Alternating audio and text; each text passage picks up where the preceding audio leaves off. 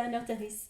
Alors, cette fameuse vidéo sur la différence entre le mental et l'intuition, l'ego et l'être, bah, c'est maintenant. Donc, on me demande souvent, ok, tu dis qu'il faut se fier à ton intuition, ok, bien alors, mais comment je reconnais mon intuition? Alors, je vais juste t'expliquer comment moi je fais. Je ne prétends pas détenir la vérité, la bonne solution, etc. Je te donne juste ma recette à moi et la façon dont moi je distingue les choses. Et je vais commencer par une métaphore qui, moi, m'a pas mal aidé, m'a beaucoup parlé. C'est un truc que mon équipe technique m'a m'a envoyé. Comme la plupart des métaphores qui me viennent finalement. C'est en fait, je suis clairaudiente, mais c'est vrai que souvent mes métaphores, elles sont visuelles.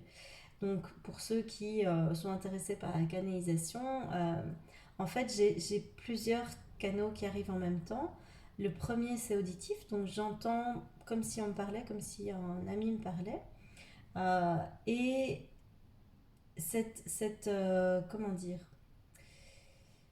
ces paroles, cette communication, elle est toujours teintée de joie, d'amour, de quelque chose de très élevé en termes de vibration.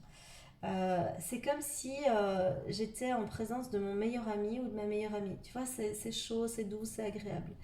Euh, Si à un moment je me retrouve en contact avec de la colère, de la peur ou des trucs comme ça, je coupe tout de suite. Ça veut dire que je suis en présence d'un truc qui n'est pas du tout la source, qui n'est pas du tout l'univers, c'est plutôt le bas astral et ça, moi, j'en veux pas. Donc, je dégage, je coupe la communication, un peu comme on raccroche au nez de quelqu'un. Je dis non merci et alors je coupe et je passe à autre chose. Donc, ça, c'est déjà une première chose, c'est que si tu veux te connecter à ton intuition, parce qu'en fait, pour dire les choses simplement, ton intuition, c'est vraiment ce qui te permet de te connecter à ton moi le plus profond, à ton être, à ton âme, tu mets les mots que tu veux dessus, à ton enfant intérieur, et cette partie-là est connectée à quelque chose de plus grand que toi, à quelque chose qui est de l'ordre d'un grand tout, d'un truc beaucoup plus large, que tu peux appeler la source, que tu peux appeler l'univers, que tu peux appeler Dieu. C'est comme tu veux, ça dépend de tes croyances, de ta religion, et à la limite, l'étiquette, on s'en tape totalement. Moi, ce sur quoi je fonctionne, c'est le ressenti. Donc je te disais que je canalise de plusieurs façons, j'entends, mais alors il y a le ressenti qui va avec. Et le ressenti, c'est lié à l'émotionnel, c'est lié à mon corps. C'est pour ça que dans l'immersion, comme dans le pack panique, je te reconnecte à ton corps. Si tu n'es pas connecté à ton corps, tu vas passer à côté de ce genre d'informations et tu vas canaliser de la merde. Et du coup, ça va faire des catastrophes dans ta vie et dans la vie des autres. Donc, hyper important d'être connecté à ton corps. Parce que ton corps va te dire si tu es dans la peur, si tu es dans la tristesse, si tu es dans la joie, si tu es dans la colère, si tu es dans l'amour, etc., etc. Donc, bien revenir à ton corps. Ça y est, je suis perdue. Je sais plus ce que je voulais dire. Tant pis, c'est pas grave. Je reviendrai. Et donc, c'est vraiment important que tu puisses être dans la joie, être dans quelque chose de plutôt léger, de plutôt agréable. Donc, ouais, je ne sais plus. On était parti sur l'être, ouais, la source, ouais. Et donc, la source, c'est vraiment quelque chose, une sensation quand tu y es connecté de quelque chose de très doux, très agréable, de l'ordre de l'amour et d'un amour, mais juste waouh, d'un amour inconditionnel. C'est vraiment hyper agréable. Et la bonne nouvelle, c'est que tu peux t'y connecter comme ça quand tu veux. Une fois que tu as trouvé le truc, une fois que tu sais comment faire, tu peux t'y connecter. Alors, la fameuse métaphore dont je te parlais. Imagine que le plan source, c'est juste un autre endroit. Tu peux l'appeler le ciel si tu veux. De nouveau, on s'en tape. Euh, tu peux t'imaginer que c'est un endroit d'où tu viens, d'où on vient tous en fait. Et que cet endroit-là, ben, tu es là avec tous tes potes et tu signes un contrat pour descendre sur Terre. Un petit peu comme si tu te disais, ben, je fais partie d'une grande société et en fait cette société elle m'envoie en expatriation quelque part. Et donc l'expatriation c'est ton incarnation. Et l'expatriation elle va avec une maison que tu as à un endroit dans une région déterminée. Ta maison elle a une forme particulière et à l'intérieur de cette maison il y a toi. Toi, c'est-à-dire ton être. Il y a aussi un gardien à cette maison, un système d'alarme qui est juste là pour défendre la maison. Il est juste là pour avertir et pour prévenir dans le cas où il y a quelque chose qui cherche à te vouloir du mal ou qui cherche à nuire à la maison. Et ce gardien, en fait, c'est ton ego. C'est ton mental, il est juste là comme système de défense. Donc, comment ça fonctionne? À un moment, si tu n'as pas appris à communiquer avec cette part de toi, on va imaginer que ton ego, il a la forme d'un Yorkshire. Tu vois, un truc qui fait beaucoup, beaucoup, beaucoup de bruit, qui est tout le temps en train d'aboyer, qui flippe pour un rien. Dès qu'il y a quelqu'un qui va passer devant la fenêtre, il va se mettre à paniquer, à tourner en rond dans la maison, à tout péter. Voilà, il va être incontrôlable. Quand il y a quelqu'un qui va vouloir rentrer dans la maison, lui, il va mal interpréter les choses et si c'est un pote, à un moment, il risque de lui bouffer un mollet parce qu'il sera dit ah ouais, mais en fait, à un moment, il a levé la main, j'ai cru qu'il allait me frapper. Ben non, en fait, il était juste en train de lever la main pour éternuer. Donc voilà, tu vois, ton ego, il va interpréter les trucs de travers. Ton être, lui, il sait ce qui est bon. Ton ego, lui, il en sait rien, il n'a pas l'information, il est juste pas câblé pour pouvoir te diriger dans la vie. C'est un petit peu comme si tu avais un conducteur expérimenté qui en plus est équipé d'un GPS. Le GPS, c'est ton intuition, c'est la connexion à la source. Donc le GPS, il va te donner des infos en temps réel sur là où tu dois aller. Et tu as le passager qui a, je sais pas moi, il a 6 ans. Il ne sait pas comment on lit un GPS et d'ailleurs, il ne sait même pas ce que c'est. Et de temps en temps, ben, il essaye de te passer sur les genoux pour conduire la voiture. Je te laisse imaginer si tu laisses ton passager de 6 ans prendre le volant de ta voiture, quel va être le carnage? Évidemment, le passager, il va avoir le volant déjà là, il va juste rien voir du tout, ta voiture, elle va aller dans le fossé. Donc, ton ego, c'est vraiment ça.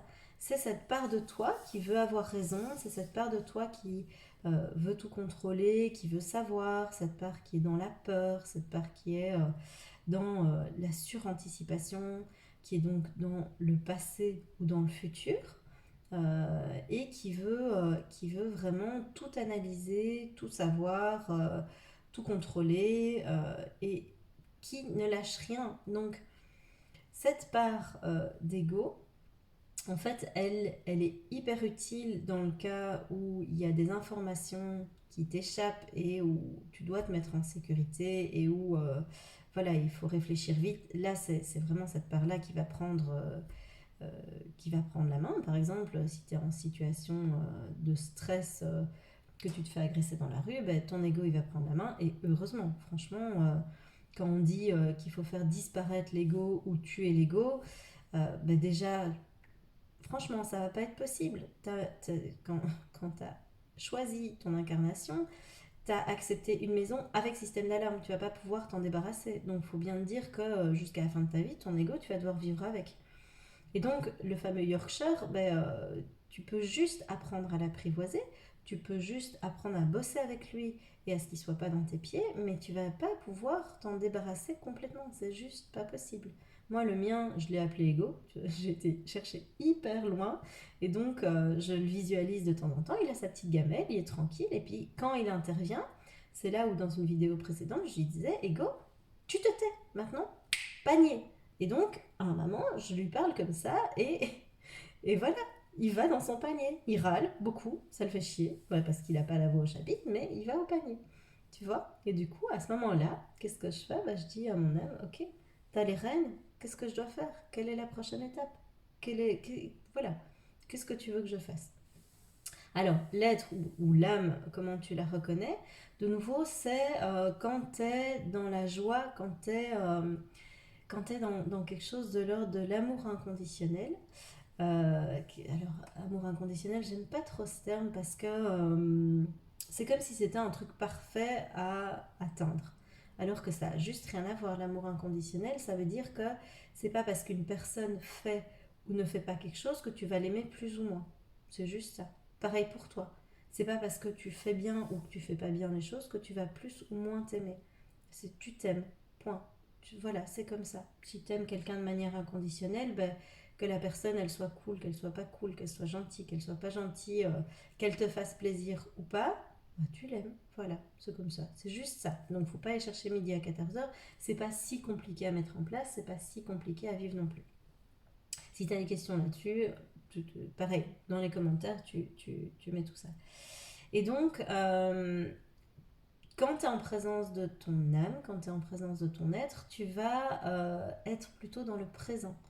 Tu vas être dans la joie. Tu vas être dans un sentiment de plénitude.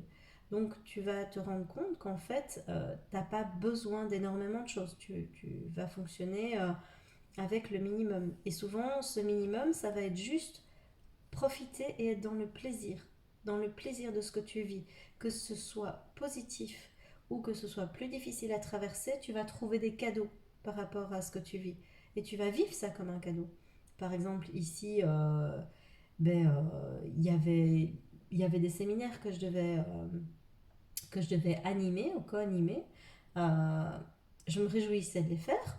Pam, coronavirus, je ne m'attendais pas du tout à ce que ça arrive. Mais écoute, mais c'est cool, je me réjouis. Ben là, je peux faire des vidéos, je fais autre chose, tu vois. C'est pas grave.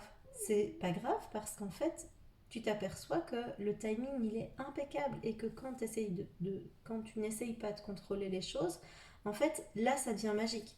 Là, il y a des trucs de dingue qui arrivent. Là, il y a ce qu'on appelle des synchronicités, c'est-à-dire des coïncidences, si tu veux, qui débarquent dans ta vie et ta vie, elle devient juste magique en fait. Donc ça, je t'expliquerai comment un de mes programmes a été créé. C'est comme ça, c'est un truc un peu magique qui s'est passé. Et donc, voilà, tu vas voir que quand tu es dans l'être, quand tu es dans la curiosité de ce que la vie va t'apporter, quand tu es dans la curiosité de chaque instant, un peu comme un enfant pourrait aborder la vie, donc de manière légère, de manière ouais, curieuse, c'est cool, je me demande ce que ça va donner, ah, c'est cool, je m'y attendais pas, tu vois, comme si à chaque fois l'univers te faisait des surprises. Mais tu vas voir que c'est vachement, vachement plus léger. Et donc, ton ego, au bout d'un moment, il va se calmer tout seul parce qu'il va voir que ce qu'il obtient en étant plus cool, en étant moins dans le contrôle, c'est 10 000 fois plus puissant et agréable que, euh, que quand il contrôle. Et donc, qu'est-ce que tu vas obtenir quand tu apprends à te faire passer en premier dans ta vie? Qu'est-ce que tu vas apprendre quand tu apprends à t'aimer inconditionnellement, quand tu apprends à faire zéro compromis avec toi-même pour te donner moins que ce que tu vaux exactement, mais tu vas voir qu'en fait, ta vie, elle devient hyper facile. Ça devient super simple de traverser cette vie-là. Donc, n'hésite pas vraiment à partir dans cette voie-là, à essayer d'explorer ce qui peut rendre ta vie plus légère, à ce qui peut la rendre plus agréable, à ce qui peut t'amener plus dans le plaisir. Tu vas voir que c'est des choses simples la plupart du temps. C'est regarder des nuages dans le ciel, c'est voilà, regarder des fleurs par la fenêtre. Je te dis ça parce que là j'ai vu sur les fleurs, regarder à travers la fenêtre par exemple parce qu'on est confiné. Le printemps qui se déploie, tu vois, c'est vraiment des choses simples. T'as pas besoin d'aller chercher midi à 14h. Alors si tu sais vraiment pas comment on fait, si tu bloques, si ça ne va pas et que vraiment tu t'en sors pas dans tout ça, t'as le pack panique où tu as l'immersion dans laquelle je t'accompagne dans tout ce cheminement-là et je t'accompagne à pouvoir vraiment avancer seul tout doucement dans ce cheminement vers toi-même. Donc au début, je t'accompagne pas à pas et puis progressivement, tu vas apprendre à être autonome là-dedans et on va bosser ça ensemble. Voilà, ça va être cool. À très bientôt. Ciao.